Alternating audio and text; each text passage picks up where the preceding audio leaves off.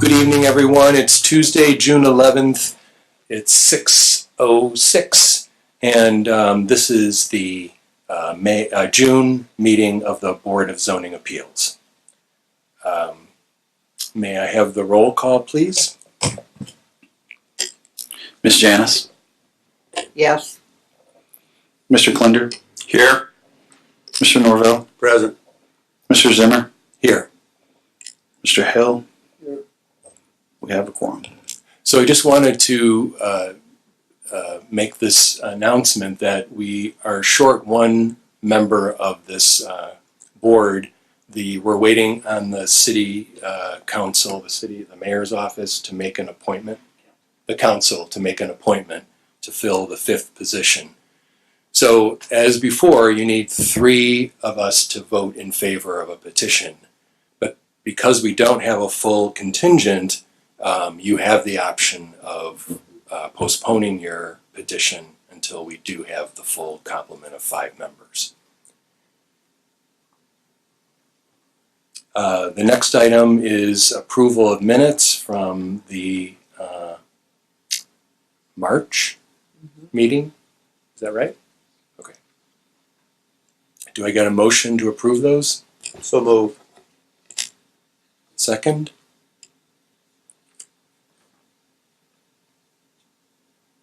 Is there a second? Oh, I second that. Ms. Janice? Yes. Mr. Klinder? Correct. Sorry about that. Mr. Norvell? Yes. Mr. Zimmer? Yes. Motion approved.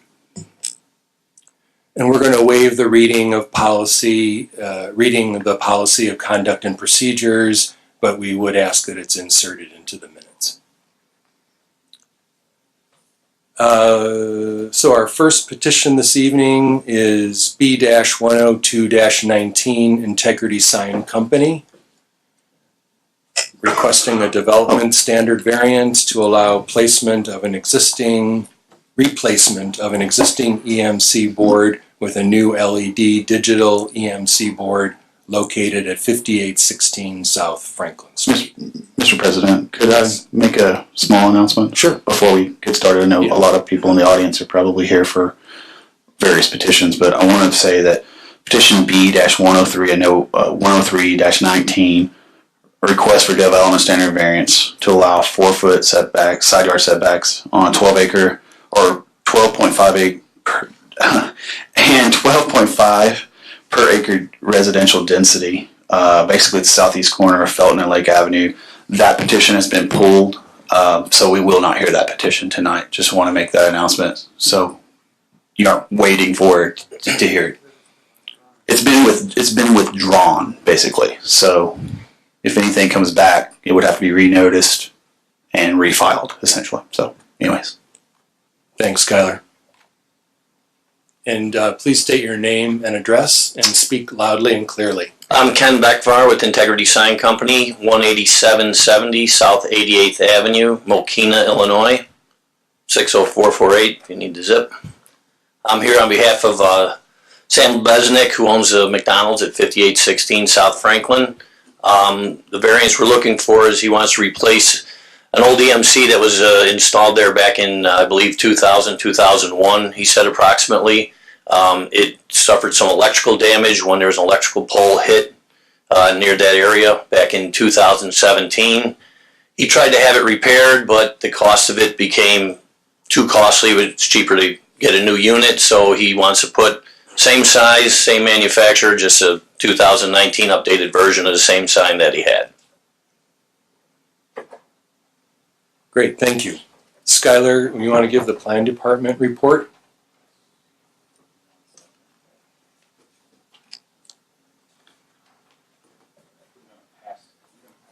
I'm going to pass this around. This is actually a picture of what, it's not the exact sign, but it depicts Approximately what it will look like, just so you guys know.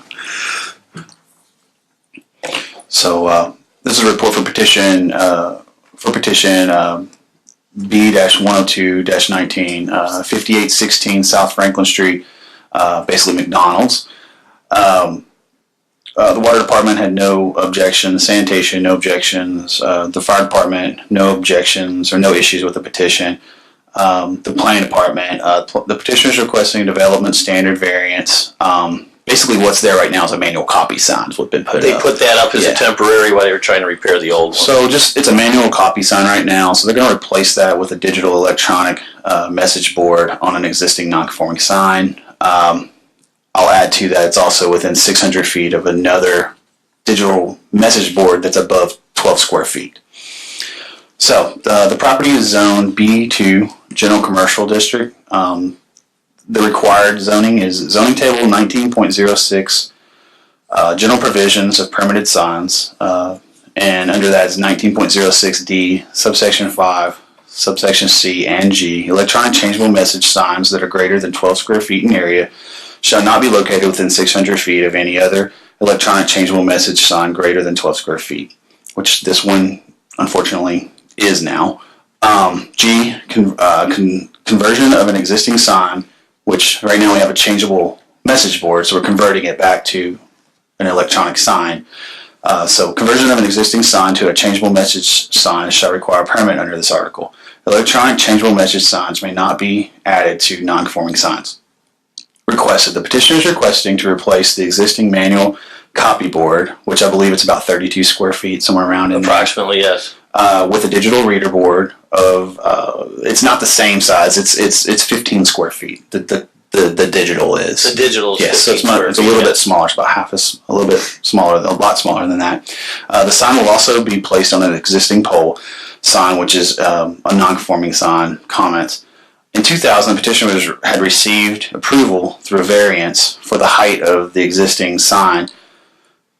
But in 2011, our zoning code changed, and this made the sign made the sign non-conforming. Again, the old code allowed 30-foot signs, and current code allows 20-foot poles. This existing sign is 45 feet tall. So the standards of a development standard variance are found in 28.11 of the zoning code and are listed below in italics with the department's proposed findings. Number 1, the approval will not be injurious to public health, safety, morals, and general welfare of the community. In addition to the electronic digital message board, will be done in accordance with all applicable codes and standards found in the joint zoning ordinance and the building codes of the city. Also, because many existing electronic message signs, Also, because many existing electronic message signs along the same stretch of highly commercialized Franklin Street have not had any adverse impact on the public health, safety, or morals or general welfare, converting an existing fixed message sign to an electronic message board likely will have no adverse impact. Number 2, the use and value of the area adjacent to the property will not be affected in any substantially adverse manner. Zoning ordinance 19.06 subsection D permits electronic message boards in this zoning districts, and although there are other electronic signs within 600 feet distance, allowing a 15 square foot sign should have no adverse impact on public health, safety, morals, or general welfare of the community, nor will the adjacent area be affected in a substantially adverse manner. Number 3, the strict application of the terms of the zoning ordinance will result in practical difficulties in the use of the property. Practical difficulties shall result from exceptional or extraordinary circumstances or conditions applying to the property that do not apply generally to other properties in the same zoning districts. The variance shall be necessary for the preservation and enjoyment of a substantial property right similar to that possessed by other property owners in the same zoning district. The electronic message board will be allowed at this location if the total sign were 3 feet smaller. And although this sign is non-conforming and the original sign did receive a variance for height, this petitioner is not asking for an extremely large sign, and if the sign were 12 square feet and located on a conforming sign, this would be permitted by right. Recommendations. The department recommends approval of B-102-19 with the following conditions. The new digital reader board will be no more than 15 square feet, as shown in the sign application, and then the new digital reader board will adhere to all the restrictions of electronic changeable message signs found in section 19.06, subsection D5 The joint ordinance, this includes elimination standards, timing standards for messages, and change of standards for animation, bouncing, blinking, flashing, Yes, things like yeah. that. He uses Michigan City's codes for all his McDonald's restaurants. So just As far as follow that. electronic message.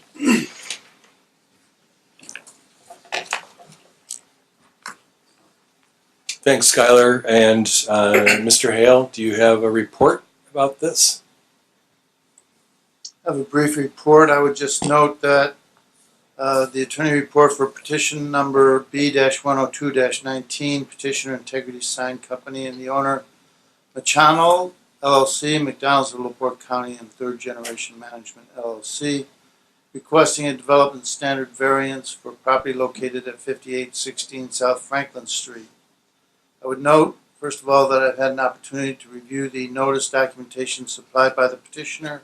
I find it adequate and satisfactory and in conformance with our requirements under our zoning ordinance. Next, I would indicate that the materials submitted by the petitioner included the petition for the development standards variance, petitioner's acknowledgement of notice requirements, a letter authorizing the petition by owner Sam Lebesnick, a legal description of the property, an overhead photograph of the neighboring property owners with names and addresses, the beacon report, a beacon overview of the property in question, and petitioner's proposed development standards variance preliminary finding in order. Also, the picture that was distributed by Mr. York during this meeting. In addition, the planning department report, this report, and the presentation of the petitioner are included as part of the record in this matter. I think Mr. York described the issue. This is a electronic changeable message sign. This is to replace a non-conforming sign, and there are two requirements that the development standards apply. One is that an electronic changeable message sign not be added to a non-conforming sign, and that a changeable message sign not be located within 600 feet of another electronic changeable message sign if both are in excess of 12 feet. Mr. York clearly identified the standards that you are to find if you approve this petition. So finally, you may, under our zoning ordinance, grant the request, partially grant the request, or grant it with limitations that would have to be included in the motion. Grant the request, but subject to certain conditions, which also must be included in the motion. Deny the request or table the request until a future meeting. Thanks, Mr. Hale. Any questions or comments from board members?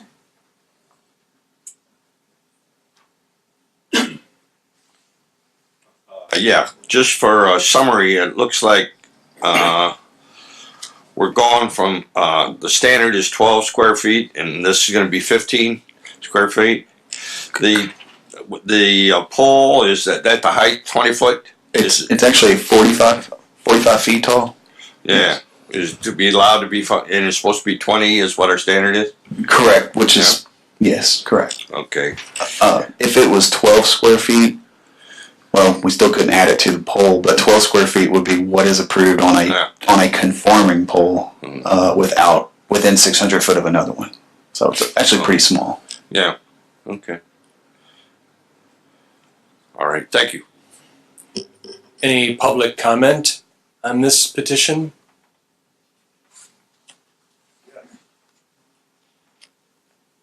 Okay, step forward, give your name and address, speak clearly into the mic.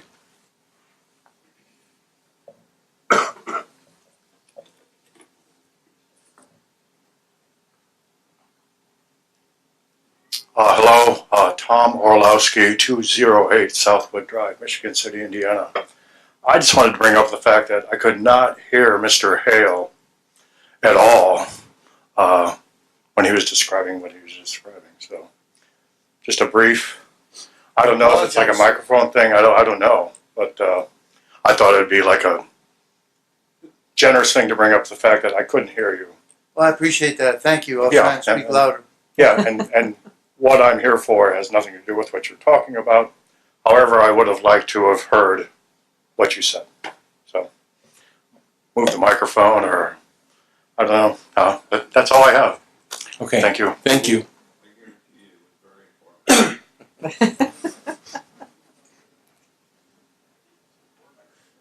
Any other questions, comments from the public?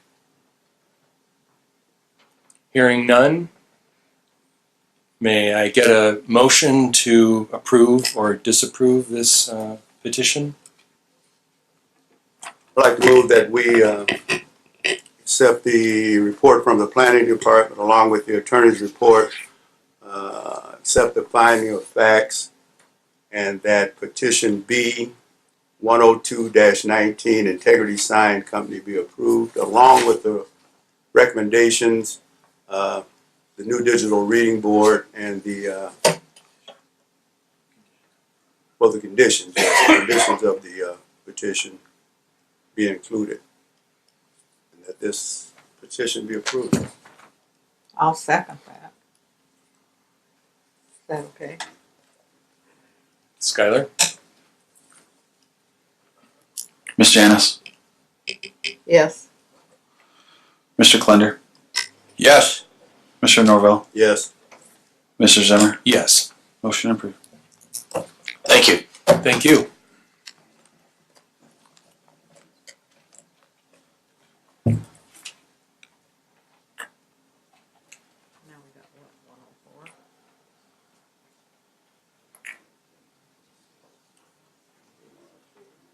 Yeah. Ready? Yeah. Our next petition is B-104-19.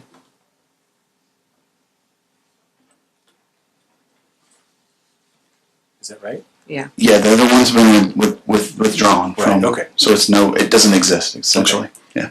Brad Adamski requesting a development standard variance to allow expansion of a non-residential, non-conforming building located at 607 East Barker Avenue.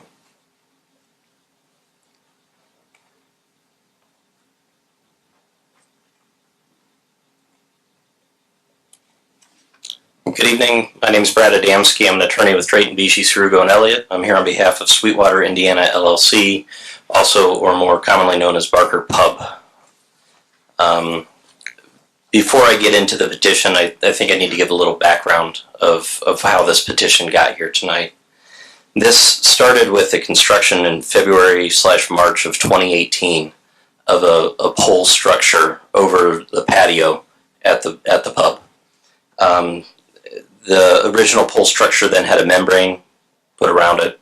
That brought attention from the city, who contacted my client, raising concerns initially about, fire and safety issues because of the growing popularity of the business. There also were parking and traffic issues that were developing. Ultimately, that led to some citations and some litigation that's still pending. By April, my client submitted a permit for that construction, which again had already been built, but the permit was submitted in April. And then by August, we resubmitted a permit application, and that application was still pending until October of 2018. By September of 2018, we actually came before you and requested and received a variance for the parking across the street. So we were working with the city to try to resolve that issue. I can say that the parking hasn't been completed yet, but a building permit was submitted to the city in May. So hopefully that'll be advancing at some point. I know that's a concern for a lot of the neighbors. Following the meeting in September where we were granted the variance, we finally received a letter of denial on the building permit application. We appealed that permit denial, and we were again scheduled before the board, but ultimately part of the reason for the denial was the fact that even though the patio was approved and built, it was built within or in violation of the setbacks, I guess, for an R1D district, which is what this is. So any construction above that or beyond that was going to require a variance under two standards. So that's what this petition ultimately was filed for, the variance from developmental standards. Obviously, there are a lot of legal maxims, and a lot of them get used for zoning. One of them is it's better to ask for permission than forgiveness. Yet here we are. We've got the construction built. We're asking for the board to grant a variance. And I can actually pass out some pictures right now before I get into the specific petition to give you a little more idea of what we're looking at.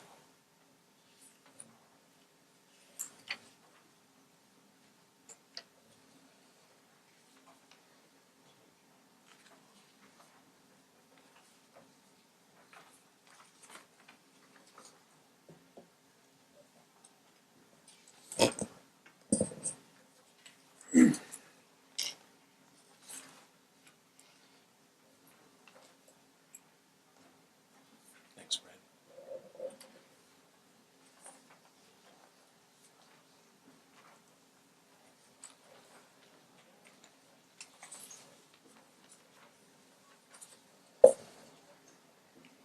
The street view image from Google obviously is a picture of the property, at least as it existed last September. It shows the frame up around it. The stapled document first is the kind of the site plan or the survey showing the patio as it was built, and then the next two pictures were pulled off the Beacon website. One from 2018, so you can see the construction, and then the other is from 2016 prior to the construction.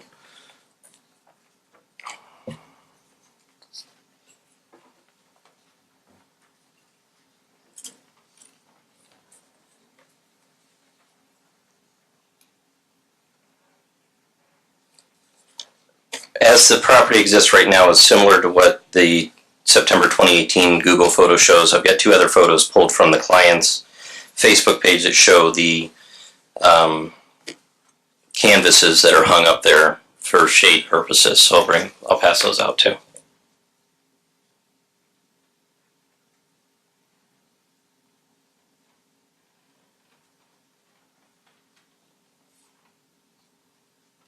I like that place.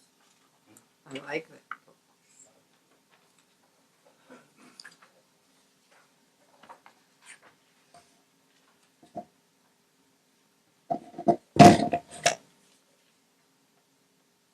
So again, this is an atypical petition in the sense that we are coming to you after the construction's already there. We've already had a large back and forth with the city. A lot of this started because they deemed that structure, especially with the membrane material on it, an illegal structure. We disagree with that position. That's part of what the litigation would eventually be about. That's not what we're here about tonight. What we're here about tonight is that regardless of whether that's a frame structure with membrane on it, or any other structure, anything built above that patio is going to require a variance from the developmental standards. The minimum side setback for an R1D is 5 feet, or 15 total for both sides. I don't think we have an issue with the 15 because we've got a complete parking lot on the other side of the building. But clearly that 5 feet would be an issue because the patio as it exists with the fence is built right on the property line. So that would be a variance from section 4.04. The second part of the variance is section 2209H, which states that any non-residential non-conforming building shall not be expanded unless a variance is obtained from the BZA. Those two citations came directly from the letter of denial that the city gave in October of 2018. So that's what we're citing here in our petition tonight. The standards for that variance request are that the approval will not be injurious to the public health, safety, morals, and general welfare of the community. The patio itself already exists. The frame provides shading and even potential privacy for neighbors with any siding put up on it. Second, the use and value of the area adjacent to the property included in the variance will not be affected in a substantially adverse manner. The business and patio already exists. The patio was built with the city's approval. The city approved the construction, approved the permit as located, and quite frankly, the business has been successful beyond the client's wildest dreams. In some cases, they're maybe too successful. I think that's what brought on probably part of the issue with the traffic. But ultimately, it's a positive asset, not just for the neighborhood, but for the city and this entire area in general. The last standard for developmental standards variance is that the strict application of the terms of the zoning ordinance will result in practical difficulties in the use of the property. Practical difficulties shall result from exceptional or extraordinary circumstances or conditions applying to the property that do not apply generally to other properties in the same zoning district. The variance shall be necessary for the preservation and enjoyment of a substantial property right similar to that possessed by other properties in the same zoning district. Aerial photos make it pretty clear there are plenty of setback violations within this area, let alone within the same block.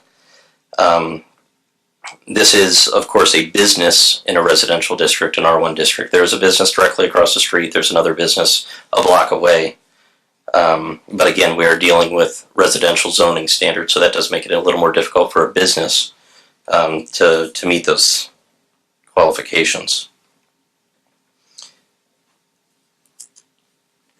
Now, as far as the patio or the construction above the patio itself, there are other examples throughout the city of other businesses which have built on to the side of their building, some right next to the property line. Four come to mind: Matey's, Knuckleheads, Burnham Brewery, and Cool Runnings. Distinguishable for different reasons. Matey's, Knuckleheads, and Burnham admittedly are in business districts or central business districts. Cool Runnings is particularly interesting because it's zoned R1E. And I've got pictures of their recent construction, which are very similar in effect to what Barker's done. So these photos, the first two are during the construction, then you got two of the side pre-construction, and then I've got a separate photo as it exists right now. And that's Cool Runnings, that's a 501 center, and again, R1E.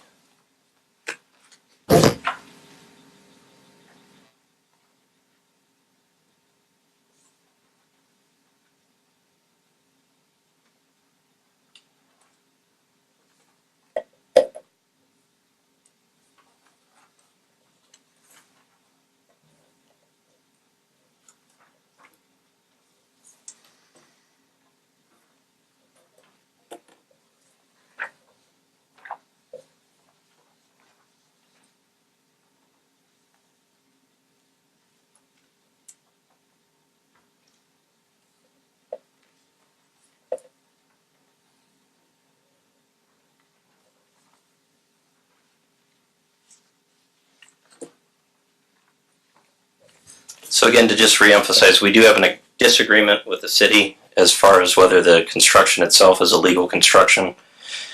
We don't have a disagreement with them that anything that's built there would require a variance. It is built on the setback. It's an expansion of a non-conforming patio. Whether it's a metal frame, whether it's a metal frame with a canopy on it, or whether it's any other construction, we'd have to be before this board for that variance. And I know there's a number of people here to speak either for or against this petition, so I would entertain any questions from the board, or I can hold those until after you've had public comment. Let's listen to the plan department report and the attorney's report, and then we'll take public comment. A report on the petition for Barker Pub B-104-19. The water department has no objections or submitted no objection to it. Sanitation submitted no objections. The fire department provided no comment on it, but they are present for questions tonight, as well as our building commissioner is here as well to maybe give some history or general background. The planning department, the petitioner is requesting a development standard variance to 1, allow for the expansion of a non-residential, non-conforming commercial building within a residentially zoned district, and 2, variances for setbacks for a frame over the existing patio.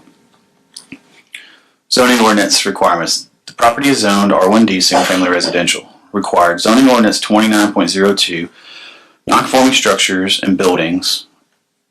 Subsection H, non-residential, non-conforming buildings shall not be expanded unless a variance is obtained from the Board of Zoning Appeals. Non-conforming structures and buildings shall not be enlarged nor altered in a way which increases the nonconformity within the provisions of this ordinance or beyond the limits set in this section, unless approved by the Board of Zoning Appeals. Section 04.04, building dimensional requirements, R1D, single family residential. The front yard is 20, the rear yard is 20, setbacks, 20 feet, 20 feet. The side yards are 5 with a total of 15 on both sides. Requested, expansion of a non-residential, non-conforming building, number 1. Number 2, request for setback variance. Excuse me. The planning department staff cannot determine from the materials submitted, but the petition submitted by the petitioner and would need additional materials to properly evaluate this petition. If a continuance is not granted to enable the petitioner to supply this material, the staff must recommend denial of the petition. Comments. The current canopy structure is an illegal structure that received no permits or approvals prior to installation.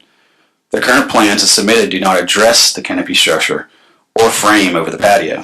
The planning department staff cannot determine the exact standards the petitioner is requesting. The standards for development standard variance are found in subsection 2811, subsection B, and are set out below in italics with the department's proposed findings. Number 1, the approval will be injurious to the public health, safety, morals, and general welfare of the community.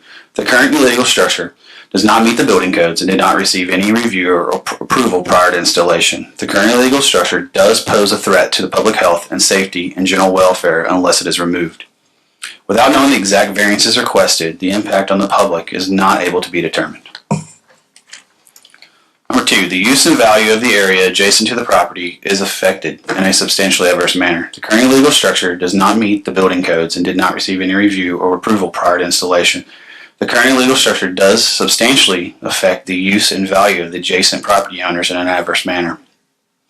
Number 3, the strict application of the terms of the zoning ordinance will result in practical difficulties in the use of the property. Practical difficulties shall result from exceptional or extraordinary circumstances or conditions applying to the property that do not apply generally to other properties in the same zoning district. The variance shall be necessary for the preservation and enjoyment of a substantial property right similar to that possessed by the property owners in the same zoning district. Petitioners failed to demonstrate any practical difficulties related to this property in his proposal. Recommendation. The Department recommends denial of petition B-104-19.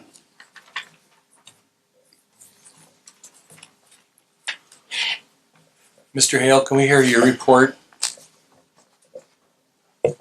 I hope you can hear it. This is my attorney report for petition number B-104-19, petitioner Bradley J. Adamski, owner Sweetwater, Indiana, LLC. The request is for development standards variance for a property located at 607 East Barker Avenue. I would note, first of all, that this evening I've given the final documentation regarding notice and find that the petitioner has satisfied the notice requirements, and you're free to hear this matter this evening if you wish. I may have more to say about that. I would also note then that the record in this matter includes the materials submitted by the petitioner, including the petition for development standards variance, a remodel plan dated 2017 prepared by Cattail Design of 1 page, a letter of denial dated October 11, 2018 from the City of Michigan City, several versions of the beacon overview of the property and the adjoining properties, the names and addresses of neighboring property owners, the petitioner's acknowledgement of notice requirements. In addition, the petitioner in his presentation handed out what I counted as 14 pages. I have numbered those 1 through 14 and put my initials on them, and will submit them for part of the record in this matter. Also in the record will be the Planning Department report, my report, and the presentation this evening by the petitioner and the remonstrances of the public at the public comment in this public hearing. I found it extraordinarily difficult to understand what this petition is all about. And therefore, I would ask, Mr. President, with your permission, to ask a few questions myself. Yes, please go ahead. Mr. Adamski, I understood you to say that the petition is a request for development standard variances, and in fact, the petition states that in part. And so I'm sure that that's correct, yes? Yes. And what I heard, though, the two development standard variances were the side yard and just expansion of a non-conforming building. Am I right in that? You are, I should have been more inclusive with 4.04 to include the front setback as well. I don't think that's quite 20 feet. That was, right, 4.04 was cited. It's and not, that but covers that's one of the setbacks. things that makes it non-conforming, right? The Correct. front yard. Yeah. I noted, however, also in your petition that it stated a second subject of the petition was, quote, a building permit to construct a frame near the existing patio, unquote. And I didn't understand what your petitioner is asking for. Minimally, or ideally what we're asking for is that the structure that is currently built, the frame structure, not getting into the legality or illegality where we disagree with the city on that, be deemed or be granted a variance from the side setback and the front setback so that it can continue in existence. That's exactly where I'm coming from. So I note on the pictures that you submitted of the front of 602 East Barker Avenue, the Barker Pub, that it has a frame structure, a series of pipes, looks like some sort of framing made out of metal. Correct. And that was placed there without a building permit. That was placed there without a building permit, and if I could address one thing that is said in the report, this has been something we've been disagreeing with the city on from day one, and they've cited a statute that has changed to us, and we've, going back to March 12th, 2018, pointed out that that statute changed, where they say that the current, quote, illegal structure does not meet building codes and did not receive any review or approval prior to installation. It's our position that it didn't require approval from the city for that specific installation. The language which was cited to us from the International Fire Code, section 31032, titled Approval Required, tents and membrane structures having an area in excess of 400 square feet shall not be erected, operated, or maintained for any purpose without first obtaining a permit or approval from the fire code official. The problem with that is that was changed, and we cited the new statute. We cited the change under 675 IAC 22 2.524. We gave that to Jim Meyer. We gave that to Greg Phillips back in March of 2018. The new section says that amend section 31032 to delete the title and text and insert to read as follows. Notification required. The fire department having jurisdiction shall be notified when tents and membrane structures having an area in excess of 400 square feet are erected, operated, or maintained for any purpose. We met the notification requirements. There's no requirement, as cited even in the report tonight, that that be approved prior to installation. And this is, again, the legal issues that we've been dealing with outside of this board and eventually we'll be dealing with in court. I'm not dealing with any fire department requirements. I asked you if your petition is including keeping that metal structure there, and I think you answered yes, that's part of this petition tonight. Yes. And you did not receive a building permit to put it up, correct? Correct. And that is required, correct? We have applied for building permits. We, again, After it was built. after it was built, All right. the city did not respond within 5 days as it required to. We have a construction permit in effect right now on the parking that is well past the 5 days where the city is required to meet. I also note in the pictures that you presented to us that there's a fabric over the top of this metal framework. Is that correct? Yes, those are shades. Are those shades intended to be there and be in use? I believe they were just recently put back up, yes. Part of your presentation or your packet of materials that you submitted was what you described as a letter of denial from the city regarding your building permit application. Is that right? Yes. And was part of that concerned with the health and safety of this structure and specifically the ability to handle both the air that was discharged from the building into it and the ability of the structure itself, the membrane, to deflect or be flame retardant in some sort of way. We're certainly not suggesting that any structure that's built there must not, and bottom line is any structure that's built there must still comply with any relevant building and fire code. What we are addressing in that letter of denial was the first two items cited, which we acknowledge would require variance from this board.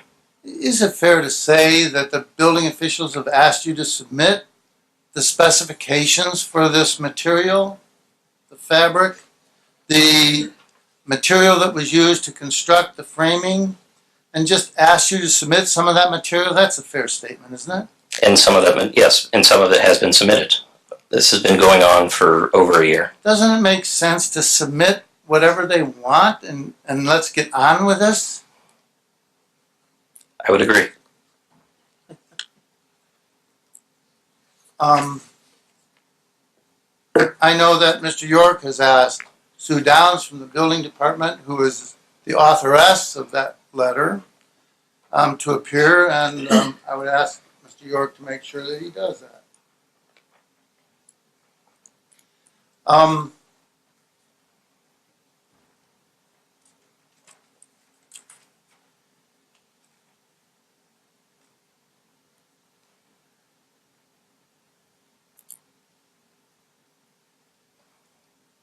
I have a few questions of Mr. York. Mr. York, tell us about Cool Runnings. Cool Runnings is it is located in R1E. It had an existing patio or deck, and basically they put a cover over top of it, and it did receive review. It can hold snow load. It doesn't drain. It's not going to wash someone away or put snow out, and it's not going to blow away. Essentially, it's built with the appropriate storm hangers on it, things of that nature. So it did receive a permit review. We did go over and reviewed it before he did it, before he built it. So we know it's built. We know that we can have the general public there, and there's no chance of it falling, collapsing, tumbling over, hurting anyone, essentially. Ms. Downs might be able to speak more to that. Can I ask, was a variance granted for Cool Runnings, or was a variance requested? They did not. They did not need one. They already had a deck. Yeah. So they basically just put a cover over it. Which is what we're seeking to do over the existing patio. Correct. But you haven't provided us plans of what that structure is. So. Mr. York, my next question would be, have you on various and numerous occasions asked both the petitioner and the owner to provide you with additional information so that you could properly review this request?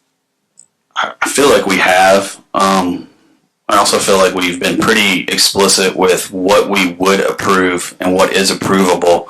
And we've given, absolutely, we've actually provided Cool Runnings I don't think existed when we met originally. It may not, I can't remember. But we have given you similar examples. Matey's one of them. Shoreline one of them. I think there was one more. But basically we're talking about a lean-to structure here that is anchored to the ground. Knuckleheads. I will acknowledge they exist in different zoning districts, obviously, yeah. But it's basically the construction method of those structures that we can look and see how deep their footings are, and they have hard surfaces on top that can hold snow load. They won't collapse. We feel confident that the general public can be in there, that my friends can be in there, that I can be in there. And that it is safe to inhabit or to be there and have fun. So, yes. One last question. Have you indicated to me that you would be willing, if a continuance were granted here, to accept additional materials that you require to further analyze this request?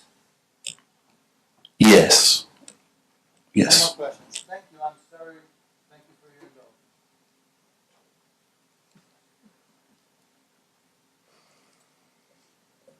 indulgence. Any questions, comments from board members?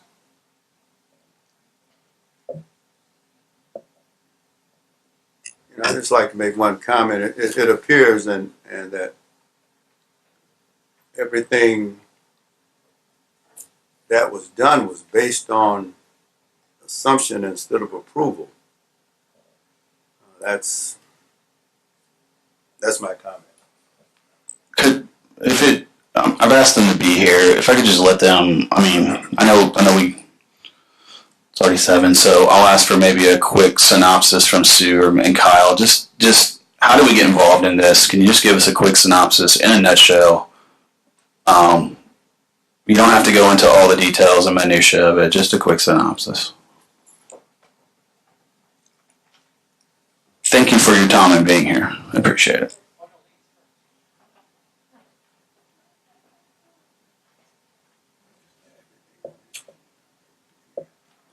Hi, Sue Downs, Building Commissioner, City of Michigan City. Speak clearly into the mic, please. Sue Downs, Building Commissioner. Louder. Sue Downs, Building Commissioner, City of Michigan City. Are we good? All right, we got it. Okay. I was originally called after the structure had been built, and our initial concerns were related to health and safety of the patrons there at the pub itself, and that's where our mine and the fire marshal's involvement first came into play. With the structure. With the structure itself, Okay. after it had been constructed. Right. And I'm not sure if you want me to address that or not. Is that a concern that you have? Is that relevant to this situation? Yes, the structure is what we're concerned about. The structure is no longer existing. They have kind of reluctantly removed it.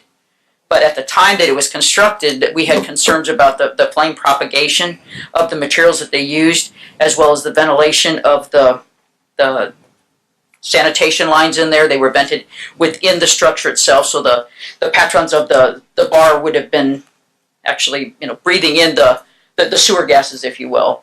And then they also had the tent structure, the membrane structure up over top of the heating units, creating a fire hazard and another carbon monoxide type of danger for them. So that was why I was initially called, and that was that was the reason that I asked for them to remove the structure, besides the fact that it was an illegal structure. So the membrane was removed, but not the skeleton. No, it's still there. Okay. The skeleton was also not approved. There was no, Okay.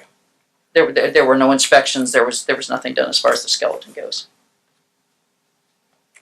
Do we have any problems with this skeleton? It was not. I don't know, for example, I don't know the depth. I don't know the depth of the footings that they would have put in there because there were no inspections done on it. I don't know as far as the bolts, as far as how, I typically should see how deep they go into the structures, things of that nature. I did not do any inspections. How it's connected to the roof? Correct. I had no inspection. There were no inspections conducted on that.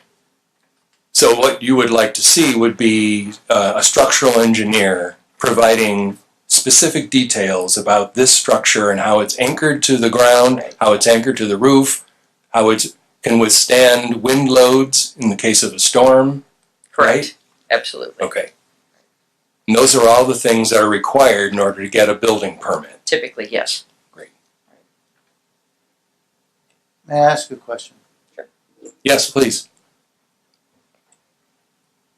Ms. Downs, have you had an opportunity to look at the pictures that were submitted this evening? No. Would you take a look, please?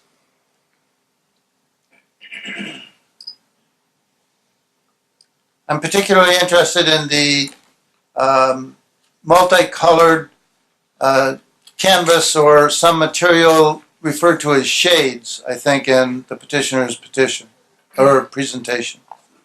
Those must be recent. I have not seen them myself, no. Have you had an opportunity to look at them, inspect them, or determine if they are of any hazard or fire concern? No, I was not contacted at all and was not aware that they existed. Thank you. Mhm.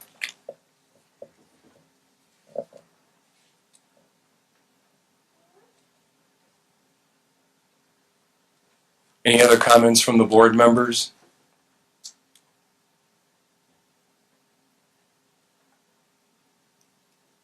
Is there any members of the public that would like to make a statement regarding this petition?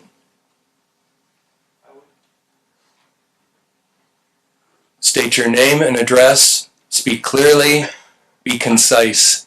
Tom Schutz, 8016 West 200 North.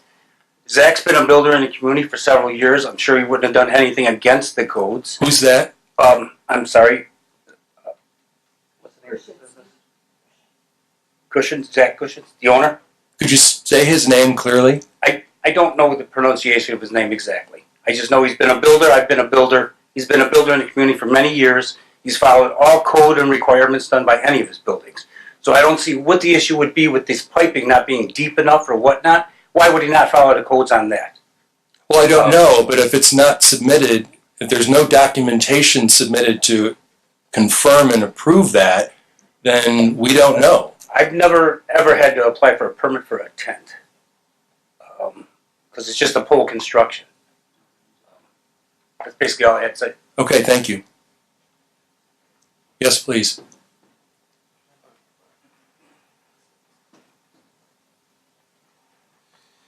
Evening, everyone. I'm Zach Krasinski. I own Barker Pub. Can you hear me okay? Speak louder if you can. Yeah, I'm sorry. Zach Krasinski. I'm the owner of Barker Pub.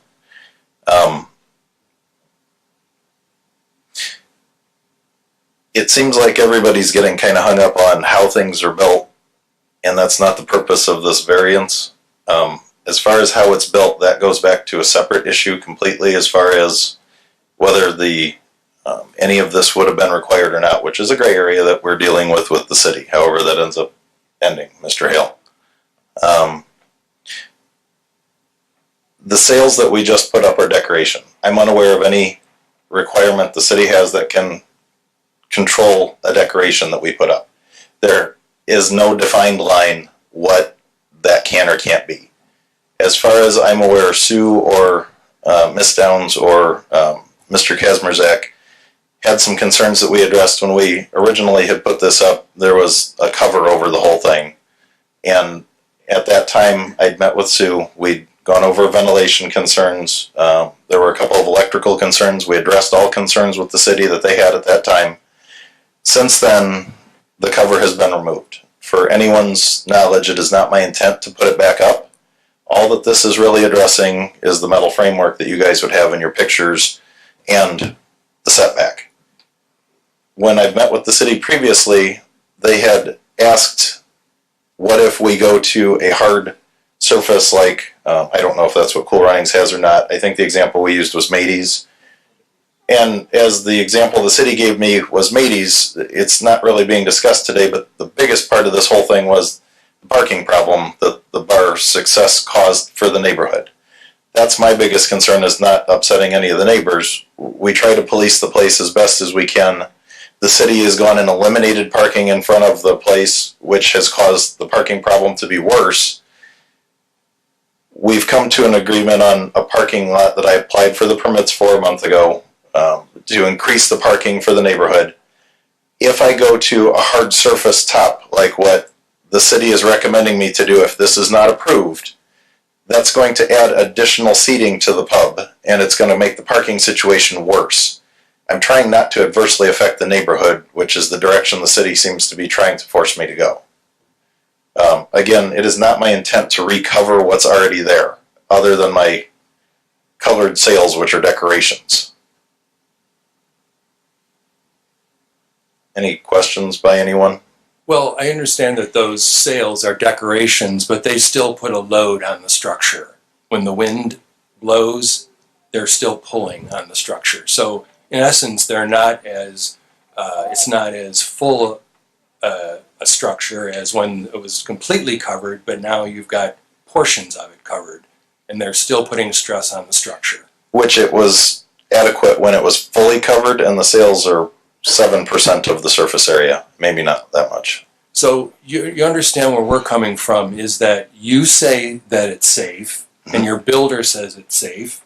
We want to believe you, but if that ever fell and killed somebody, sure, is my we liability. would need proof of that. We would need, the city would need to have a document showing that it was structurally sound and built to codes. Which is a separate issue than what we're here for, is my understanding. It's my understanding of this petition really is just that it can be built, if there has to be a modification to it or not, that it can be built where it is, within the 5 feet of the setback that I didn't get permission for beforehand because our interpretation of the code is different.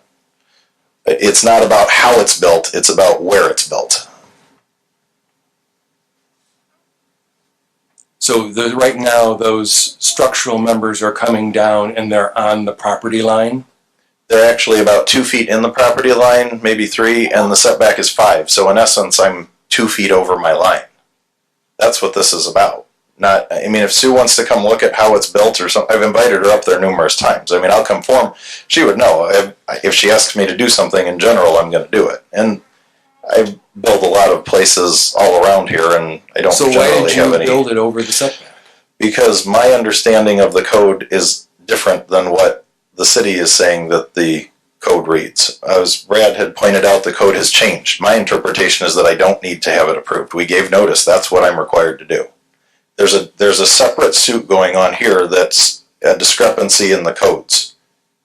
It's not about what we're here for tonight.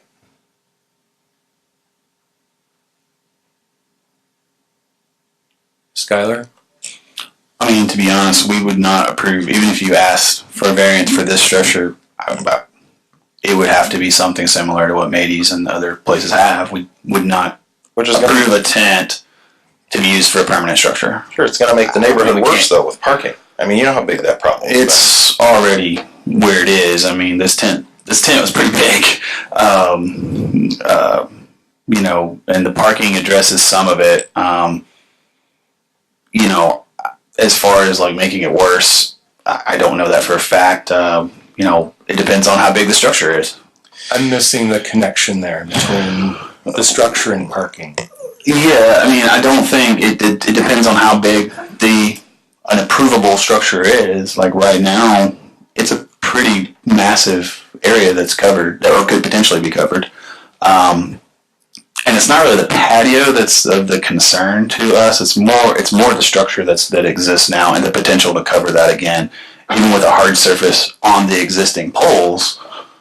I mean, who knows if the poles can handle a load? We don't What does know. that have to do with the parking? That's my question. Yeah, I don't know what it has to do with parking because it is what it is. The number of seating underneath it's what has to do what he's getting at is if he builds a structure that's say larger than what's covered or same size as the patio, it could potentially add more seating underneath it. But as it stands right now, there's a lot of seating out there in general. I mean, I don't.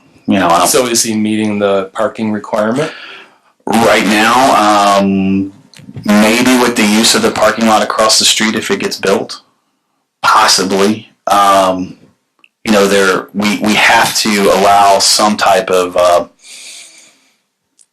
grandfathering, if you will, since it's existed for so long. You know, we don't want to run him out of business. That's not the goal. I think it's in general good for the neighborhood and good for the community there. You know, we have to be we have to balance that, if you will.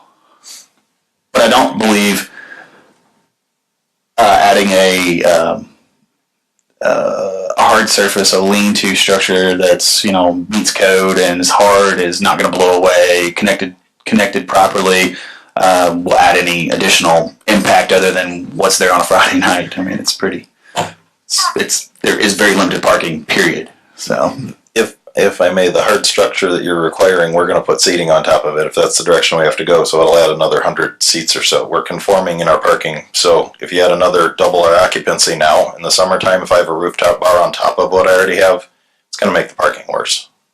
That's how it's going to double my occupancy. Excuse me, you're talking about putting a rooftop on there. Are you talking about putting an additional deck on top of what you have here? If this is not approved and I have to build a hard surface like what Skylar's talking about, it'll be capable of holding people. Yeah. And then that's going to increase the occupancy probably to double what we are now, which is going to be worse on the neighborhood. We are conforming with our parking. I went out of my way, bought a vacant lot across the street that we've gone round and round about and got approved for parking, so I have some additional parking that I'm providing to alleviate some of the neighborhood. I agree. I live around the corner. Okay.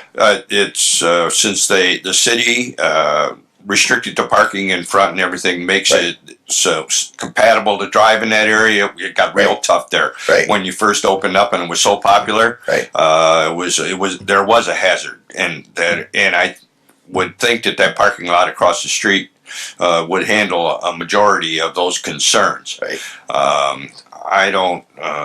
So I tell you the truth, I don't quite understand why the city would want to have them make a hard top on it and add a deck. we do not, I want to be clear, we do not want a deck on it. It would require more parking for you. Right, and if I have to put a hard top on it, it's gonna hold people. But you'd have to find more parking. No, that's not how the code reads, actually. It's outside seating. I don't have to provide that, and there's Yes, city you do. streets all around. Yes, you do. Oh, this is a whole nother thing. No, you do. But what we're here for tonight, hopefully, is to avoid that and just let the framework that's existing exist within the couple feet I'm over the line. It's not to recover it. It's not to build anything additional. It's just for this metal framework. And the metal frame you can are going to continue to have these shade screens or decorative screens over there for the benefit of the patrons, right? Plan on putting the whole canopy top back on. No, I don't have any plans on putting that back up. I know the fire department didn't like that. The city had some issues with it, and I'm trying really not to fight with them. So no, I'm not planning on putting the canopy back up. I just want to leave the metal framework there, which is actually, I mean, technically, really, you could argue that's decoration or artwork, no different than in the north end of the city. But the sails are also decoration, given whatever percentage they are of what the original structure was.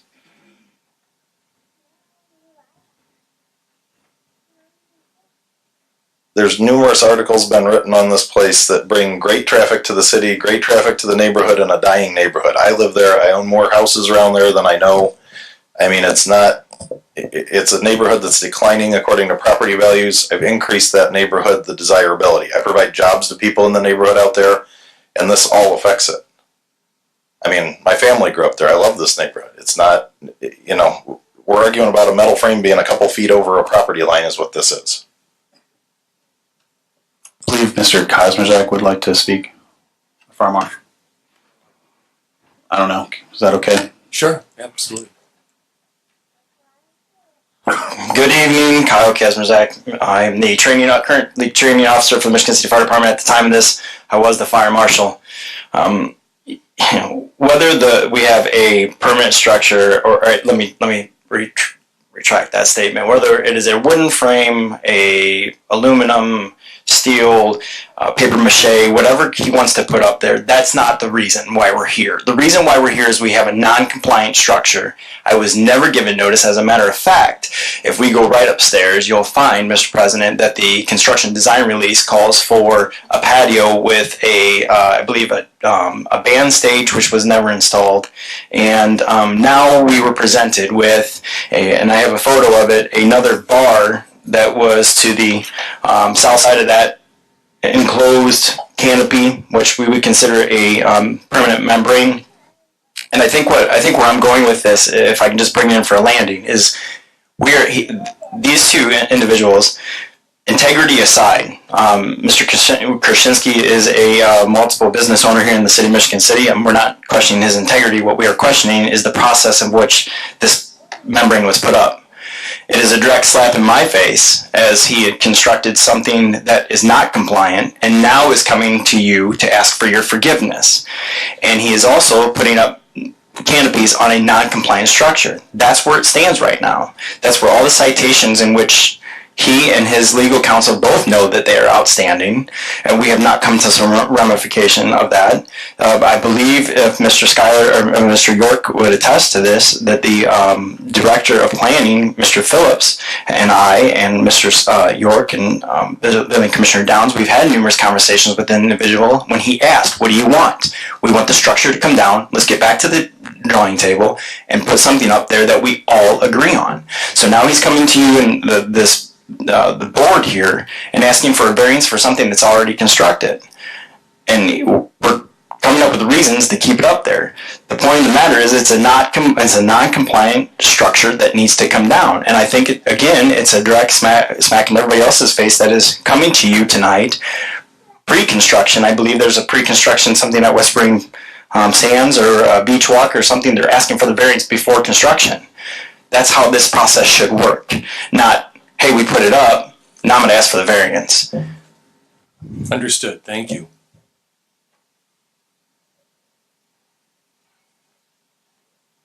Is there any other public comment?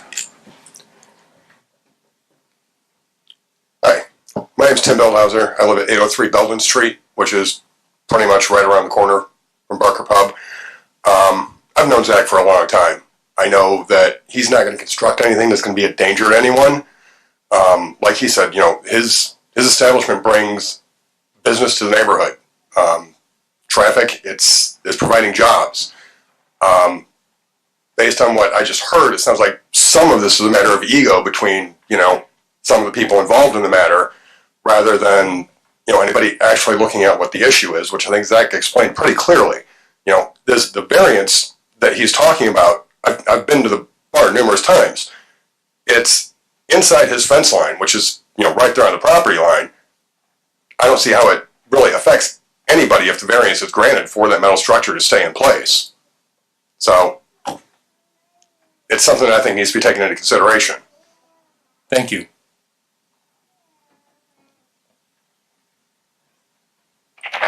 Kathy Stransky, 223 East Barker Ave.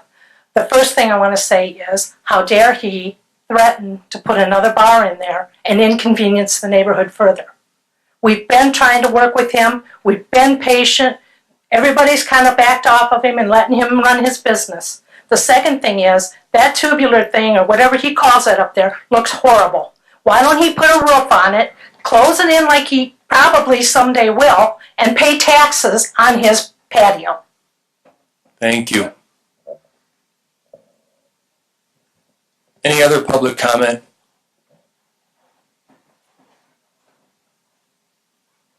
Steve Ball, 222 Greenwood Drive, LaPorte, Indiana. I've also patroned the bar, and I am also a retired Michigan City police officer. And I can tell you, I would ask the board to at least come to some type of agreement with them. I've been to Demps, I've been to Barker, when it was Barker Ave or whatever it was called before that.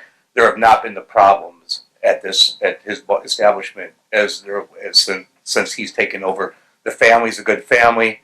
They make sure that the bar is run correctly. It's run law-abiding. I can only tell you about the laws. I don't know anything about the zoning ordinances.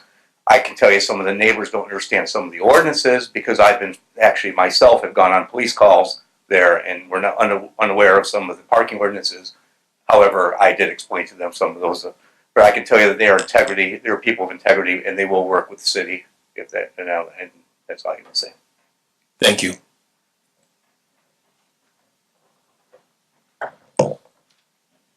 Sure, Sue, come back, please. I just want to clarify something here. This is not about Zach. This is not a personal attack on Zach. This has nothing to do with egos. I'm going to stand right here, and I'm going to look over at Mr. Pressel that I've known for decades. He's a builder, been a builder for decades. Very, very, very much, he's man of integrity. Probably the same as Zach. But I'm going to evaluate his structure the same way I'm going to evaluate his structure. Difference being, I'm going to have the opportunity to evaluate his structure. Correct. I did not have the opportunity to evaluate his. So unless some structural engineer wants to come in, take responsibility for it, for this illegal structure, I can't say that structure's safe. When this is all done, if you approve his variance, I'll have that opportunity to look at what he does. This is not a personal attack on Zach. He's a fine young man. Okay, this has nothing to do. This is not a personal thing. I'm looking at two guys right here who are both builders, and I probably would trust both of them. But one is going about it in the right way, one is not. One's going to give the opportunity to examine, one is not. So I just want to make sure that everyone understands this is not a personal attack. Okay? Great, thanks, Sue. May I ask a question of Sue? Yes, please. Sure. If the petitioner wanted a continuance of this matter, as has been suggested, at least by Mr. York and myself. Would you have an opportunity and would you be able to go and do an inspection of the structure as it was established?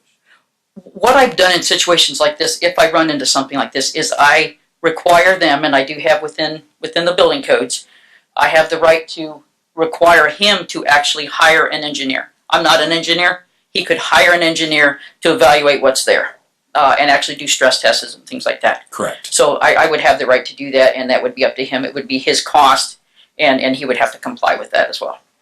Right.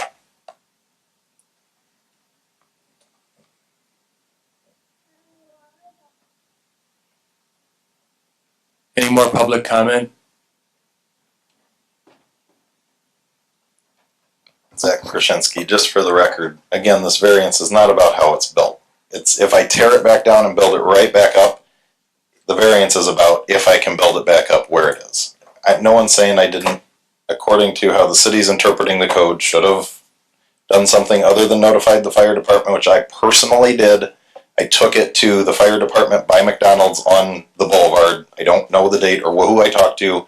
I tried to get a hold of Mr. Kazmierzak numerous times back then with no return phone call, and he was on a vacation for a long period of time. All that aside, if this thing is, it's not about how it's built. It's about where it is and this variance. If I tear it down and rebuild it with Sue and an engineer and whatever, it's still a question of right where it's at, not how it's built. Well, that's not really true, because if you were going to tear it down and rebuild it, you would have to build it within the correct setbacks. I would ask for the variance, though, just the same. Correct. I just want to be clear. It isn't.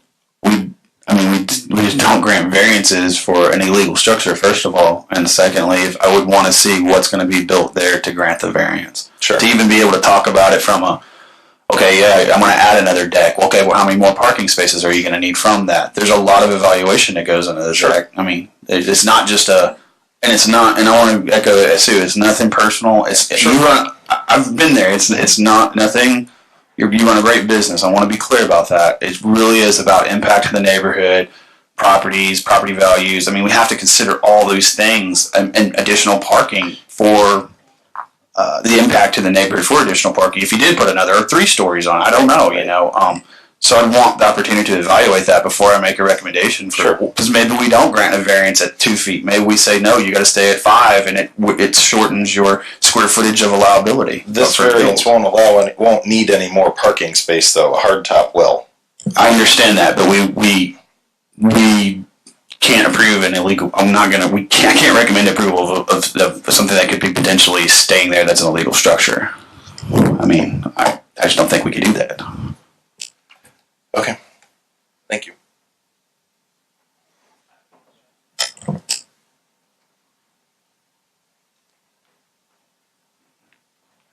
It's Jeff Engstrom. I live at 1917 Speak Buffalo up. Street. Speak clearly. Jeff Engstrom, 1917 Buffalo Street. I'm the general manager at Parker Pub. And I'm beginning to wonder if this is more of a question of, you say egos, but maybe not egos, but maybe it's about the people that work there. It's about what was brought into the neighborhood. Is it about where this is built? Is it about what it is built? Yes, there is something built there. Yes, it's within a couple feet of what a variance would offer. So are we talking about, do we come together and come to a consensus here over what is going to be allowed? There's 35 employees there. He brought a lot of things into the neighborhood. He's done a fantastic job with this place. I think it's a matter of coming to the table and just making a simple agreement and putting aside all the argument. I want to be clear. We have come to the table numerous times and been very explicit and clear with what you asked us what we wanted to see. We gave you the examples of what we would. We even said we would help move it through processes and give, do those things. So I don't know how much clearer we can be.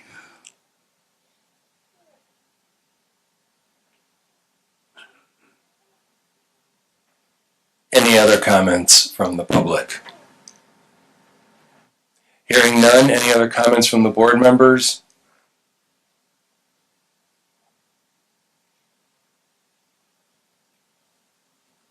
Anybody else? If I could just address, I think you heard suggestion from Attorney Hale, confirmed by Schuyler, by Mr. York, and also comments by Sue about how the city could see things either with the existing structure that maybe would give them more information to possibly alter their opinion. I don't want to firmly disagree with Schuyler that we've come together on multiple times. I know we've attempted to come together on multiple times. Unfortunately, I think we've spent a lot of time at this board tonight to force that coming together. That being said, obviously we'll comply with whatever the board requires, and if the board goes along with the attorney's suggestion and asks for us to come together in a continuance on this matter, we would have no issue with that. So you're asking for a continuance?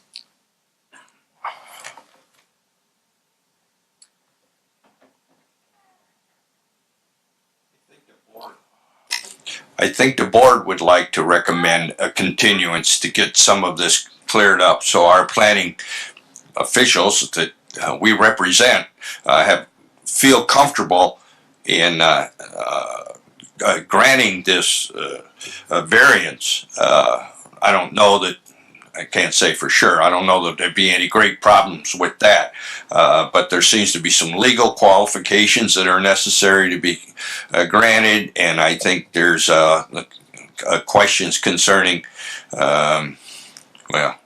just number that we've all heard tonight, and I feel that a continuance would help us, give us the time that we need in order to get this through. It's something that Michigan City needs and wants, I think. Hearing that from the board, then yes, we would request a continuance. Do I have a motion to grant the continuance to this petition? So moved. Ms. Janice? Yes. Mr. Klender? Yes. Mr. Norvell? Yes. Mr. Zimmer? Yes. Motion approved. Thank you. We'll talk soon. Just as a matter of record, this matter has been continued to our next regularly scheduled meeting, which will be the second Tuesday in July, which is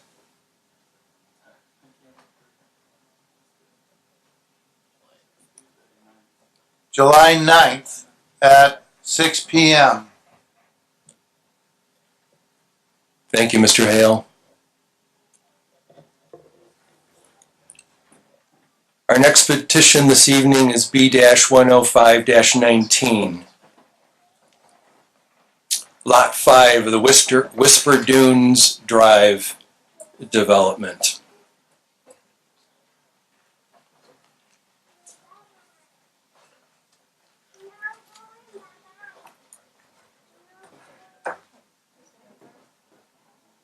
Please state your name and address and then tell us about your petition. Sure, my name is Anthony Novak. I'm an attorney with Newby, Lewis, Kaminsky, and Jones in LaPorte at 916 East Lincoln Way, LaPorte, Indiana. Here tonight on behalf of the petitioners, the Hamiltons. Here with me tonight is Mr. Bob Hamilton, and then also Mr. Jim Pressel, who will be the builder at this house. So the Hamiltons are the owner of Lot 5 in Whisper Dunes. Whisper Dunes is a recent development that is located between stops 10 and 11 on Lakeshore Drive. For those who maybe haven't driven or walked through there, once you turn off of Lakeshore Drive, you go up Slight Hill, and then you come down the hill, goes into a cul-de-sac, and that's Whisper Dunes overall. To kind of give you some indication of where Mr. Hamilton's lot is specifically, when you go up that hill, immediately to the left on the top of that dune, that is Lot 5. And if you have Exhibit A to our petition, you'll see that it is where it is located specifically. Lot 5 is part of Whisper Dunes, which is a planned unit development, and it's also located not only in an R1E residential district, but it's in a waterfront overlay district. So there's certain overlay requirements that are required of any residence that would be built in an overlay. Specifically, 1203A of the zoning ordinance requires that the ridge line of a house be built roughly perpendicular rather than parallel to the shoreline. Obviously, the intent of that, if you can imagine a house on Lakeshore Drive, you wouldn't want the ridge line to run parallel because it would block the views of the water. You want it to run perpendicular. So while that intent makes sense for a road like Lakeshore Drive that does run along or is parallel with the lakeshore, it doesn't necessarily hold true or make sense for a road that would run the opposite way of Lakeshore Drive, perpendicular. With the overlay as it would, if Mr. Hamilton was required to build his house that way, then as proposed, his door would not face Whisper Dunes Drive, but his door would actually face the side of his lot. So really, in summation, we're just asking that he be permitted to do so. With respect to whether or not that he would block views of neighbors, we believe that this is a unique situation. He just would not. As I indicated previously, when you kind of come up over that hill, it sits on the top of a dune, and then it goes back down into the development. So specifically as it relates to the neighbors that are in the development, the dune is already there and they don't actually have a view of the lake. So regardless of really how his house would be shaped, it wouldn't block a view of the water. And then as it relates to houses that would be north of Mr. Hamilton, so actually on Lakeshore Drive, looking to the rear, it would not block views of the lake because obviously the lake is the other way. So we believe that the zoning code as applied would lead to practical difficulties to have his house built that way. So we would ask for a development standards variance to allow for his ridge line to be roughly parallel with the lake so that he can build his house with the front door facing Whisper Dunes. And specifically right now, the proposed plans are Exhibit B to our petition. And currently, as it stands, that is the only variance that we are requesting for. Everything else would be built to code. So I'm certainly available for questions. Mr. Hamilton's available for questions. And Mr. Pressa was kind enough to afford some time to us in case anyone has questions. So I appreciate your time tonight and would hope for a vote in favor.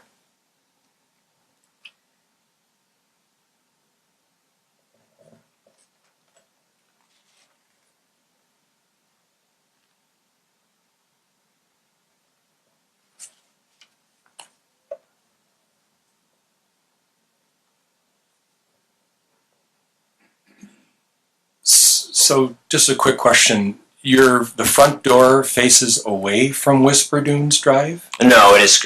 If the variance was granted, Exhibit B would show how they would like to actually build the house, which would have the door face Whisper Dune Drive. If the variance was not granted, if we would have to comply with the current overlay, then the house as proposed would be built the other way. So we're asking for a variance so that as proposed here, the door can face, or the front of the house can face towards Whisper Dunes. Okay, I guess from this Exhibit B drawing, I don't understand. Huh? I guess I see the plan and I see where Whisper Dune Drive is, but it looks like the front door faces north. It'd be my understanding is, you want to come up here, Jim?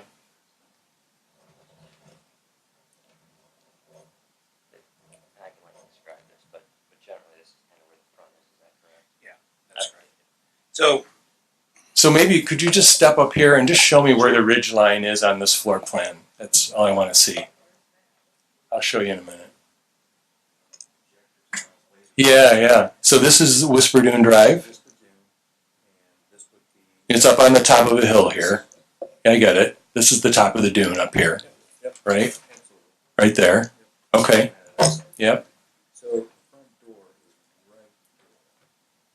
Oh, it's here, not there. I thought that was it. Okay. So this is the front door there. Got it. Okay. It's going this way and this way? Got it. Okay.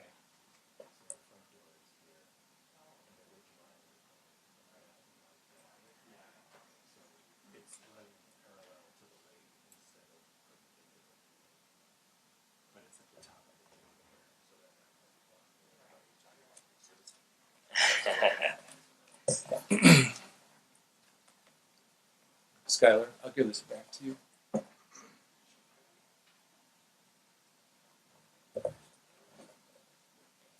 Okay, Skylar, if you want to give your report, please. Sure. A report on the petition for Lot 5, Whisper Dunes Drive, B-105-19. The Water Department, Mr. Randy Russell had no objections. Sanitary Department, Arbor Hema had no objections. Fire Department has no objections. The Planning Department, the petitioner is requesting a development standard variance to allow the ridge line of a new home to be roughly parallel to the shoreline rather than perpendicular. Zoning ordinance requirements. The property is zoned R1E Waterfront Residential District. Required. Zoning ordinance 04.01.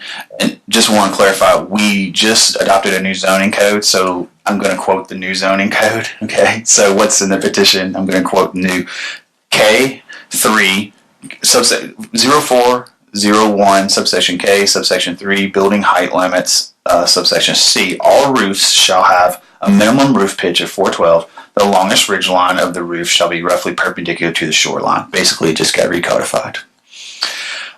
Requested. Orientation of the ridge line will be parallel to the shoreline rather than perpendicular. Comments. The petitioner does not need any setback variances at this time. He's not requesting any. This home is roughly near on the top of the back dune at an elevation of roughly 625, 630, 640, somewhere around in there. Depends on, I was looking at a topographical map. The standards for development standard variance are found in zoning codes section 28.11 subsection B and are set out below in italics with the department's proposed findings. Number 1, the approval will not be injurious to the public health, safety, morals, and general welfare of the community. The proposed improvements will be built per all applicable codes and ordinances required for single-family homes and will not affect public health, safety, morals, or general welfare, nor will it block views of any current or future neighboring homes.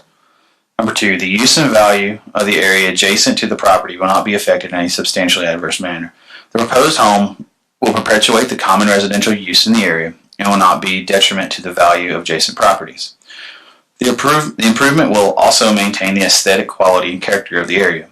The home will not block water views from rear homes, as those homes are located at a base elevation of less than 605. So before I mentioned we're at about 630, these other homes, as Anthony alluded, go down. They're at about 605 or less. So they're not 605, and this home will be located at roughly 630. The strict application of the terms of the zoning ordinance will result in practical difficulties in the use of the property. Practical difficulties shall result from exceptional or extraordinary circumstances or conditions applying to the property that do not apply generally to other properties in the same zoning district. The variance shall be necessary for the preservation and enjoyment of a substantial property right similar to that possessed by other property owners in the same zoning district. This home is essentially on the highest elevation behind the homes that front onto Lakeshore Drive. Directly behind Lot 5, the elevation changes and the lots are much lower in elevation and front onto Whisper Dunes Drive. The shape of the lot, the elevations of the lot, and the available building area of the lot and the orientation of the lot to Whisper Dunes Drive creates exceptional circumstances or conditions that apply to the property that do not apply to other properties in the general area. Recommendation. The department recommends approval of B-05-19 and the development standard variance related to direction of the ridgeline with the following condition. Number 1, the new home will need to adhere to all other R1E waterfront residential or waterfront view protection standards such as height.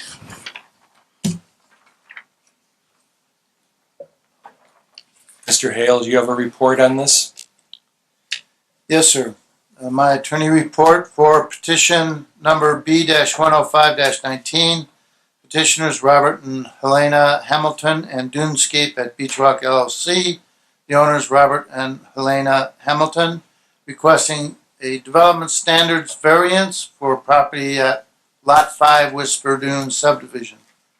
Initially, I would state that I had an opportunity earlier yesterday and today to review the notice documentation supplied by the petitioner, found it to be in order and meets all of our requirements, and you're free to consider this matter.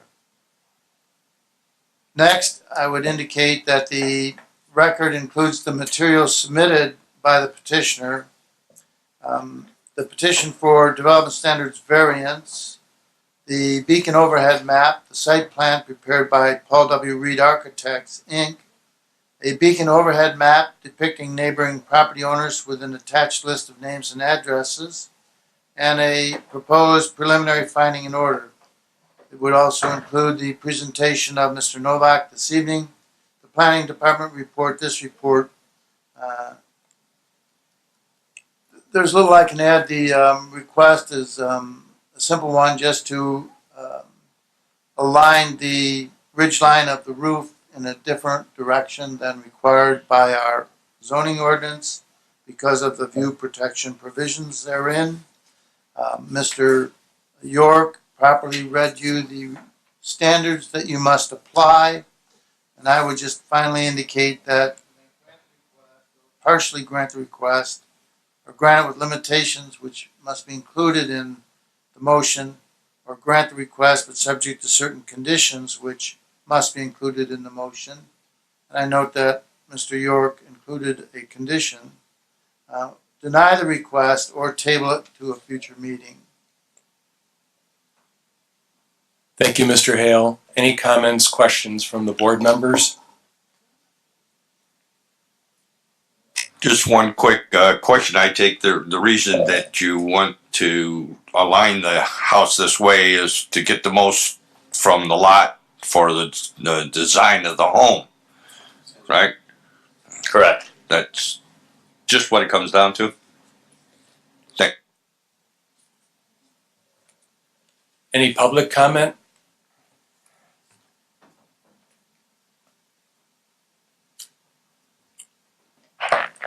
Yes, I'm Lynn Quant. We live at 1843, so we will be new neighbors, which I'm always glad to meet a new neighbor.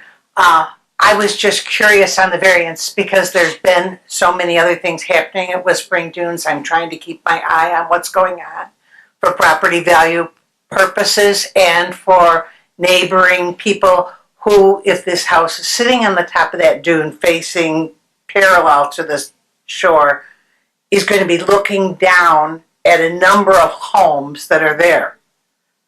And are we talking about patios and stuff? I didn't see the pictures or know how you were facing the door towards the Dune Drive, because that Dune Drive has been a problem for the last couple of months. But the police are taking care of that. We've had discussions with them, and so police are taking care of that. But I am concerned about anything coming down to the homes that are below. I am over a couple of lots. I am not right below, but there is an artist studio that is directly below. And I do know that we had some problems with the builders not the builders, but the owner when they first came in, and they did some destruction on that dune. There were trees torn down off properties that were below. And there was sand pushed up and made that dune different. And they have replaced some of the marshroom grass, dune grass. But there were some problems there, and I just don't want to foresee any more problems. So I thought I'd just try and stay ahead of the game here and find out what was going on. I can address some of the destruction. Just so you're aware of the last few comments. We are aware of that as well. We have a signed agreement. It took us a little while to get through that agreement. We added we basically made, the developer had to add some additional easements to that. So actually the easement area is larger than it was. It's about, I think he had to add 5,700 square feet to the easement area. So that easement area is area that will be restored. A, it's a little bit going to be restored, but B, it can't be built on or touched. So, and that's pretty much the backside of the swell of the dune. I can't really explain it topographically, but I'm kind of doing a horrible job. It's hard until you see that piece of Yeah, and we are aware of that. We did call him in, and we worked out a deal through the planning commission that's agreed to on both parties. There will be some restoration go on. In fact, there has to be some restoration go on before I can grant a building permit for any other lots in there. But there's a time frame on that, hard time frames on that, and he has to adhere to that. I don't know. I don't know what else to say. Am I missing anything else I could say? As far as like coming down, are you talking about pathways or decks or like where people put patios kind of out or far away? I guess I'm just kind of Yeah, clarificating. when people put a patio out front, which I could obviously see wanting to have front windows that are view of the lake, because you're gonna have a beautiful view. But you worry about people sitting out on a patio and things getting tossed, and there are a lot of homeowners down below, so I'm concerned about those kinds of things when you change the way the house can be built.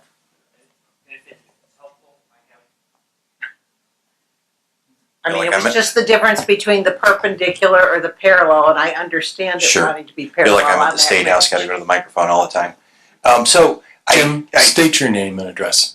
Jim Pressel, 1772 North Lofgren Road, Rolling Prairie, Indiana. Thank you. I happen to have a current copy of the floor plans and an elevation, and I'd be glad to show them to you. So I think a picture's worth 1,000 words, right? So rather than me try and explain to you what's going on, I'd be glad to show them to you.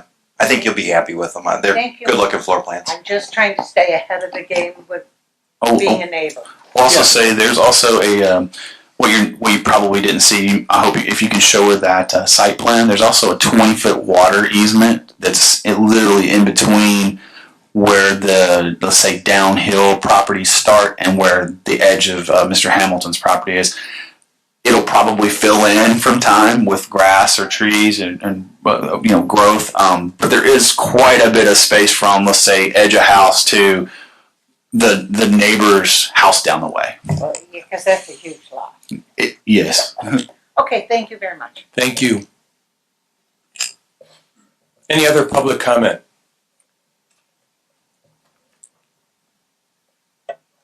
Hearing none, are we ready to entertain a motion?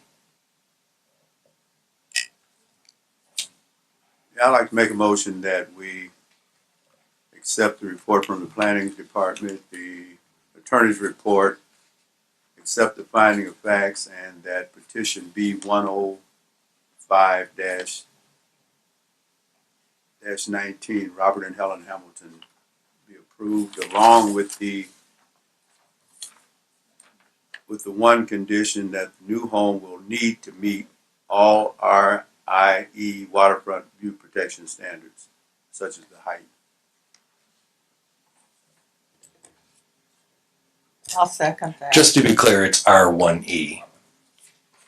So I want to make sure that gets in the record correctly. It's R1E, Waterfront View Protection Standards. Do I get a second? I second that. Mr. York?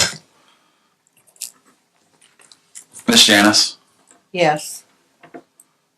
Mr. Klender? Yes. Mr. Norvell? Yes. Mr. Zimmer? Yes. Motion approved.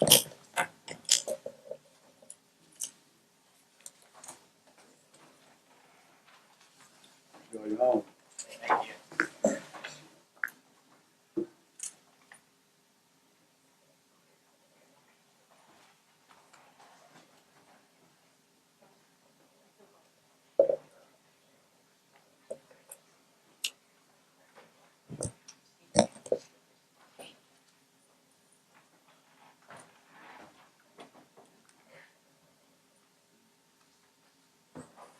Next up, we are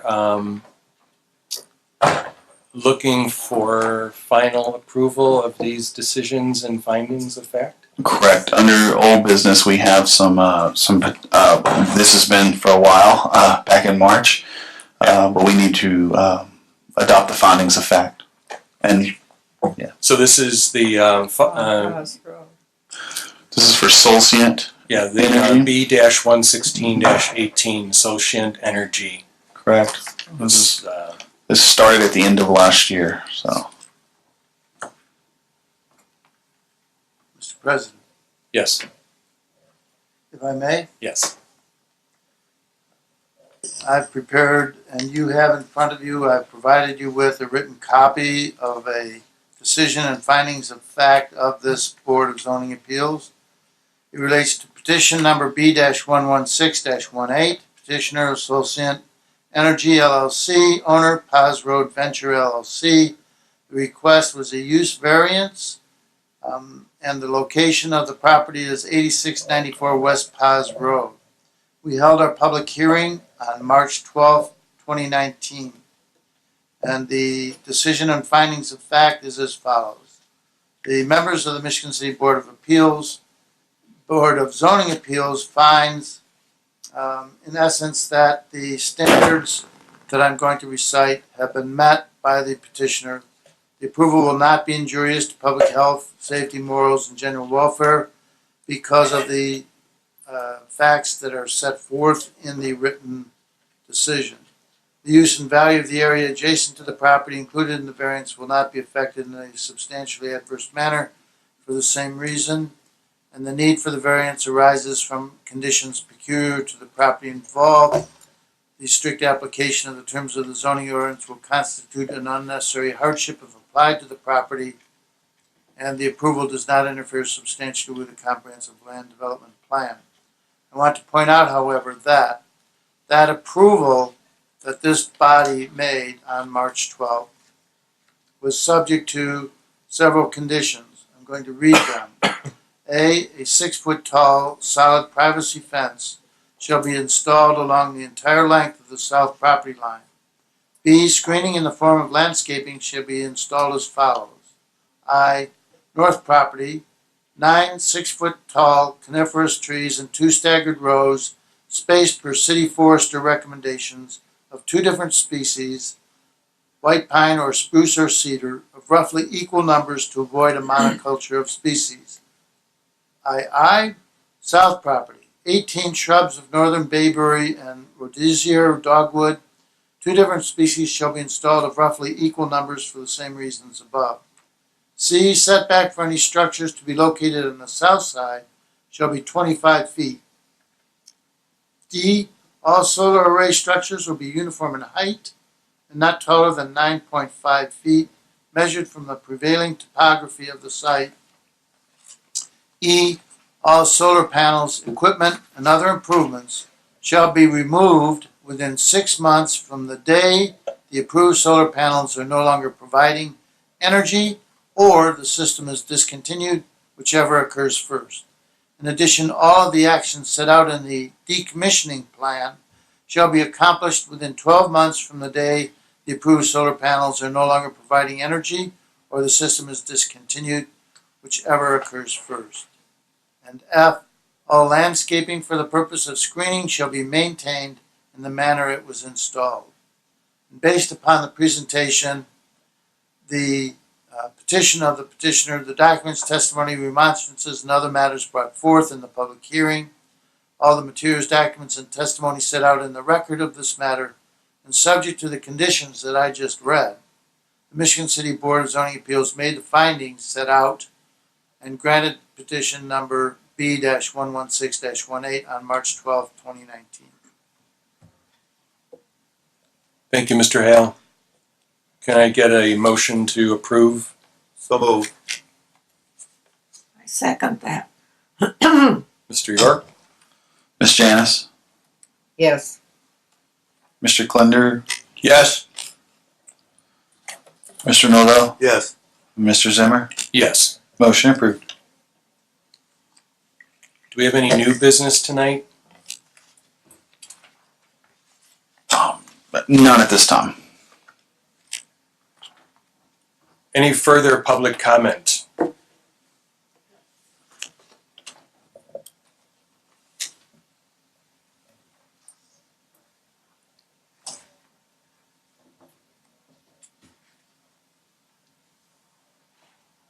Hi, I'm Ellie Hartman. It's been a long evening. I'll be as quick as I can be.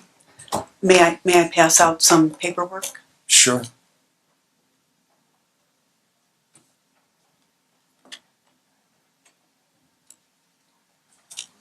This is the one that I signed from last month. Let's ask Skylar. Or do I have to sign this one?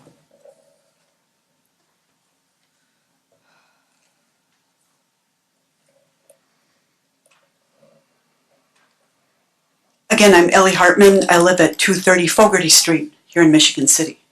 And I'm here speaking for the Canada Park Neighbor Group.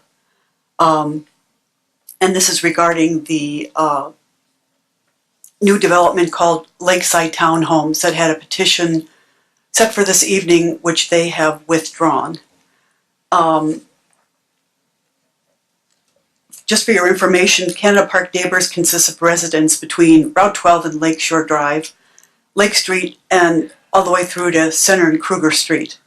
And we communicate regularly with about 50 households and 2 businesses in the area. This might seem like a moot point at this time, but we want to let you know how we came to be here and why we're here today. Ordinance 4509 was passed recently, which we felt was unfair. The ordinance amended the zoning map from R1E to R1D for lakeside townhomes, allowing for multi-family residences. And we're opposed to this because the density, we feel, is extreme for our neighborhood, which is a single-family neighborhood. Attached to this document is our challenge document, which notes a lot of the details. I'm not going to go into every single detail.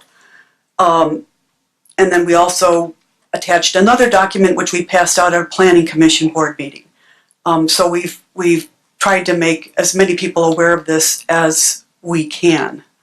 Aside from the fact that not all residents immediately surrounding the property received notice of the zoning revision, the residents who did receive it may not have given it serious consideration, as the property that was referred to as being on Blaine Street. And the property is not on Blaine Street. It's a couple blocks away. So this gives us wonder if anyone at City Hall understood the exact location at the time of the rezoning.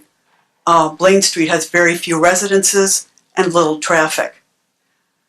We feel that little or no consideration has been given to the fact that this neighborhood harbors traffic, both walking and vehicular, for the beaches in the area. During peak summer months, our population doubles and even triples. As traffic here is already straining the existing infrastructure, we feel that the additional traffic that the new building would add will adversely affect our community. We feel that little or no consideration has been given to the fact that double tracking in the future will bring even more traffic to the beach areas. The lakeside townhome plans allow traffic access from only one side, where most plans allow for 4 sides. It put all the traffic out onto Felton Street, which we consider to be an overserved traffic corridor in the area. A second access egress from lakeside townhomes would benefit the traffic loads. I'm just going back through Ordinance 4509 and stating what our feelings are on the subject. Under B, quote, the requested change in zoning will not have an adverse effect on surrounding land. We feel that building duplexes on this property overloads current traffic and infrastructure. Under C, the requested change in zoning will not be injurious or detrimental to surrounding property values. This change will put 10 residences in an area usually providing for 5 lots. These lots are already small compared to the rest of Michigan City. We feel that our property values will decrease due to overpopulation. We feel that single-family homes are a much better fit and would be an asset to existing residences. Considering our future, there's a great deal of undeveloped property in our area, and we feel that this ordinance is setting a negative precedence for overcrowding. Under D of that ordinance, requested change will promote orderly and responsible community growth and development and will not adversely affect the community. Again, not true for reasons previously stated. Under F, the change in zoning is not spot zoning, which will confer a special benefit on a relatively small tract without commensurate benefit to the community. This is spot zoning, and it does not provide commensurate benefit to the community. Lastly, the zoning change that this ordinance put through, though it may not be utilized for this project, still exists, and it sets precedents for our neighborhood and for Michigan City at large. Right now, it means that we must maintain a hypervigilance for our community. We're hoping that by bringing this matter to your attention and hopefully hearing your response, we can all come to decide how to move forward on this matter. In closing, we're hoping for an amicable resolution for any new construction in Canada Park. We welcome positive change in the best interest of current and future residents, both in our area and in Michigan City. Thank you for your time. Thank you. Thank you.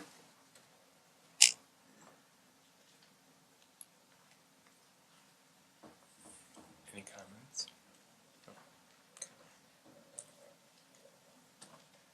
Any other public comment this evening? Hearing none, do I get a motion to adjourn? So moved. Thank you, and we will see you next month, July 9th at 6 o'clock.